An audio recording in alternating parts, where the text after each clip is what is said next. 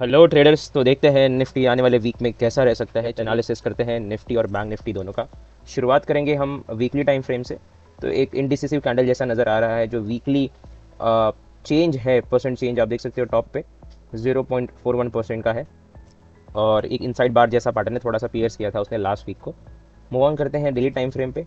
तो जैसा मैंने मेरे पिछली वीडियोज़ में बताया है कि मुझे जो एक यहाँ पे एक रेंज में निफ्टी नज़र आ रहा है।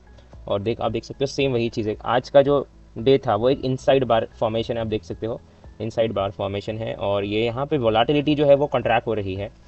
मूव ऑन करते हैं 125 मिनट के टाइम फ्रेम पे। तो आप अगर वीसीपी पैटर्न जानते हो तो आप देख सकते हो यहाँ पे पहला फॉल है, ये दूसरा फॉल है, यहाँ पे फिर कंट्रैक्शन हो रहा है। तो प्राइस में हमको आने वाले वीक में बहुत जल्द ही मुझे जो लगता है अपसाइड ब्रेकआउट आना चाहिए, ठीक है।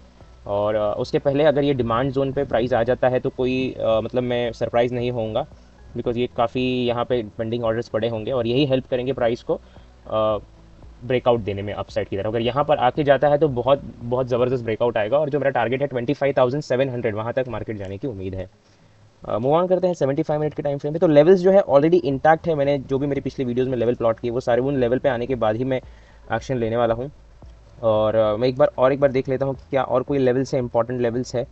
तो ये है 75 मिनट प्लस 125 मिनट का एक सपोर्ट जोन। देन उसके बाद वीकली प्लस डेली का एक कोइंसाइडिंग लेवल है यहाँ पर। और एक और है यहाँ पे जो एक डेली का सपोर्ट जोन नज़र आ रहा है, काफ़ी दूर है, ठीक है। तो इसको अभी यहाँ पे फोकस करने की ज़रूरत नहीं है। जो सबसे ज़्यादा इंपॉर्टेंट हो जाता है हमारे लिए ये वाला एक, जहाँ पे इसको 20 ईएमए का भी सपोर्ट है। ये 75 मिनट प्लस 125 मिनट के सपोर्ट जोन को 20 ईएमए डेली का जो 20 ईएमए उसका भी सपोर्ट है। और नीचे वाला जो एक वीकली का जो डिमांड जोन नज़र आ रहा है उसको भी वीकली के 20 ईएमए का सपोर्ट है। तो किसी कारणवश अगर हल्का फुल्का सेलिंग आता है यहाँ पे तो एक बहुत अच्छा, मैं तो यही चाहूँगा कि यहाँ पर प्राइस आए, उसके बाद वो 25,700 का जो जर्नी है वो शुरू करे, ठीक है। तो मैं अभी भी बुलिश हूँ, ठीक है। एक बार मैं लेवल प्लॉट कर देता हूँ, ठीक है। मैं यहाँ तक एक्सपेक्ट कर रहा हूँ, इससे ज़्यादा भी जा सकता है प्राइस, जैसे कि ये एक पहला हमारे लिए टारगेट होगा। और ऐसा नहीं कि वो कल नेक्स्ट वीक में आ जाएगा, 15 डेज 1 मंथ भी लग सकता है। कितना ब्यूटीफुल वॉलेटिलिटी कॉन्ट्रैक्ट हो रहा है, आप यहाँ पे देख सकते हो। तो अगर हमको इस जोन पे और इस सपोर्ट जोन पे या नीचे वाले सपोर्ट जोन पे निफ्टी मिलता है तो हमको क्या करना चाहिए। तो मैंने आपके लिए कुछ बना रखा है। हाँ जी, ये है निफ्टी का, मैंने एक स्प्रेड बनाया है, मैं आपको दिखा देता हूँ। तो ये बेसिक स्प्रेड के साथ हम जा सकते हैं, ठीक है। जो एक ऑलमोस्ट 1:2 जैसा एक स्प्रेड बन रहा है, अगर हाँ 1:2 जैसा है यहाँ पर, तो 25,700 ऐसा मैं टारगेट एज्यूम कर रहा हूँ। ओके, मैं तो इसको एवे ही डिप्लॉय कर दूंगा बाज़ार खुलते ही, क्योंकि मैंने मंथली जो कॉन्ट्रैक्ट है वो लिया है।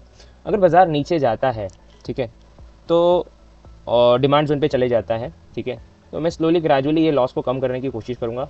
जो कि है, मैं 12 जून का 23,500 का पुट जो यहाँ पर 20 रुपीज़ में अभी दिख रहा है, अगर बाज़ार यहाँ पर आता है, इस सपोर्ट जोन पे आता है, तो 23,500 का पुट मतलब मैं इस सपोर्ट जोन से, और ये जो मेरा सपोर्ट है यहाँ के पुट में बेचना शुरू करूँगा, तो मुझको जो यहाँ सेंटर का लॉस है ये ऑटोमेटिक रिकवर हो जाएगा, ठीक है। और ये मेरा जो डेबिट स्प्रेड है वो फ्री हो जाएगा, ठीक है। तो पर लॉट के लिए मैं 2 लाख रुपये कंसिडर कर रहा हूँ। जैसे ही मुझे इस जगह पर मिलता है, ठीक है, प्राइस अगर नीचे आ जाता है तो मैं पुट्स बेचना शुरू करूँगा, मुझे यहाँ पे बुलिश फॉर्मेशन नज़र जैसे ही आती है, ठीक है। तो मेरे पास है 12 जून का पुट है, यहाँ पे मैंने लगा रखा है, मेरे पास 19 जून का पुट है, ठीक है। तो डिपेंड्स करता है कि प्राइस कहाँ है, कौन से प्राइस पॉइंट पे प्राइस चल रहा है, उसके अकॉर्डिंग मैं स्ट्राइक प्राइस सेलेक्ट करके वो बेच दूंगा, ताकि ये जो लॉस है वो हाफ हो जाए या ये खत्म ही हो जाएगा, ठीक है। अगर मैं 23,500 जो 64 रुपीज़ का है उसको बेचूंगा तो आप देख सकते हो जो मेरा लॉस है सिर्फ 2,300 रुपीज़ पे पहुंच जाता है ना, बिना कुछ किए हुए। और जो मेरा सपोर्ट जोन है वो 23,500 अभी भी इंटैक्ट है, ठीक है। अब एक्सपायरी डे वाला लॉस देखो जो 2389 है, ठीक है। तो इस तरीके से कुछ डिमांड सप्लाई सपोर्ट रेजिस्टेंस के अकॉर्डिंग अगर स्प्रेड को प्ले किया जाए तो बहुत ही अच्छा उसका रिजल्ट निकल के आ सकता है, ठीक है। तो ये था निफ्टी का एनालिसिस। मैं आपको बैंक निफ्टी का भी एनालिसिस दिखा देता हूँ। बैंक निफ्टी हम एक बार मंथली से शुरू करते हैं। तो बैंक निफ्टी जो है वो बहुत ही स्ट्रांग है, ठीक है। बैंक निफ्टी ही जो है, बैंकिंग स्टॉक्स ही निफ्टी को ऊपर लेके आएंगे। और मंथली में बहुत अच्छा एक इनसाइड बार का फॉर्मेशन नज़र आ रहा है हमको, ठीक है। वीकली में हम देखेंगे तो वीकली के अंदर जो है सेम वोलाटिलिटी कॉन्ट्रैक्ट हुआ है यहाँ पे।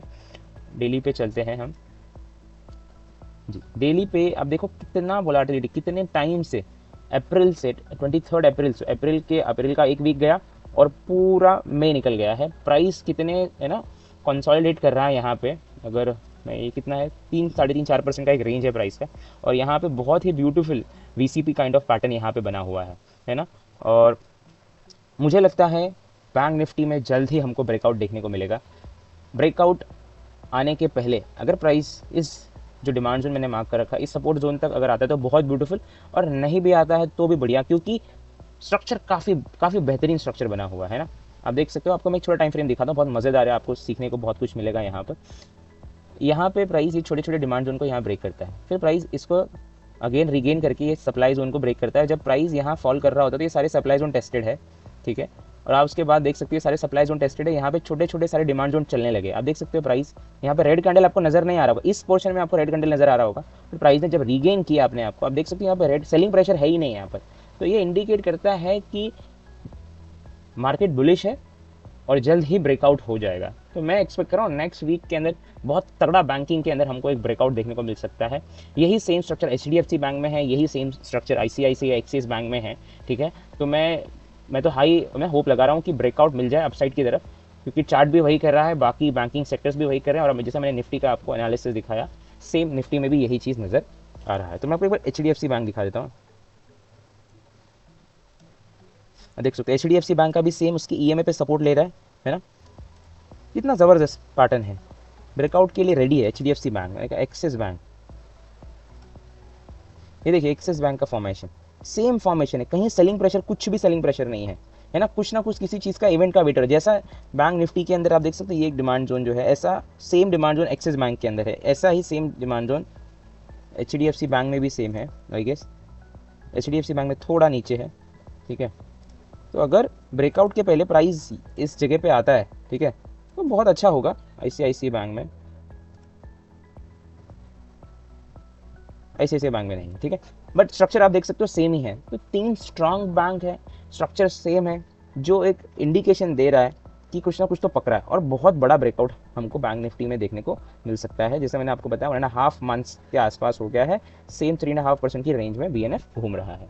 ओके, तो ये था निफ्टी और बैंक निफ्टी का वीकली एनालिसिस।